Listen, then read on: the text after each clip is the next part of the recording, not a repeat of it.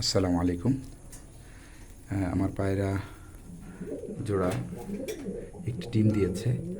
তো আমি এই প্লাস্টিকের যেই পাত্রে ডিমটা বসিয়েছি সেটা চেঞ্জ করে আমি মাটির পাত্র দিব ইনশাল্লাহ।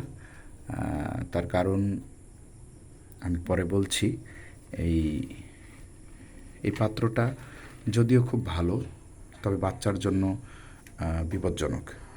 বাচ্চা ছোটোবেলায় বাচ্চার পা এর ভিতরে যে ছিদ্রগুলো আছে এই ছিদ্রগুলোতে আটকে মারা যায়, পা আটকে মারা যায়। এই জন্য আমার এর আগে এমন ঘটনা ঘটেছে, এই জন্য আমি আর রিস্ক নেব না।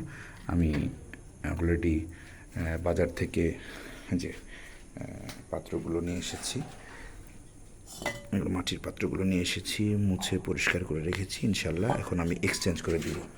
অনেকেই এই পাত্র ব্যবহার করেন এবং বাচ্চা মারা যায়। তো আপনারা সতর্ক হয়ে যান এবং এই প্লাস্টিকের এই ঝুড়ি বাদ দিয়ে আপনারা এই মাটির ঝুড়ি ব্যবহার করেন। এতে ভালো হবে, বাচ্চা বাঁচবে এবং তাপটাও ভালো পাবে। এই যে মাশাআল্লাহ অনেক সুন্দর হয়েছে।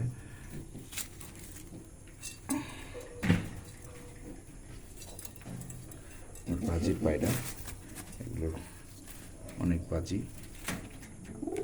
তো আমার পায়রাগুলোর জন্য দোয়া করবেন যেন তাদের বাচ্চাগুলো ভালোভাবে ওঠে। আসসালামু আলাইকুম।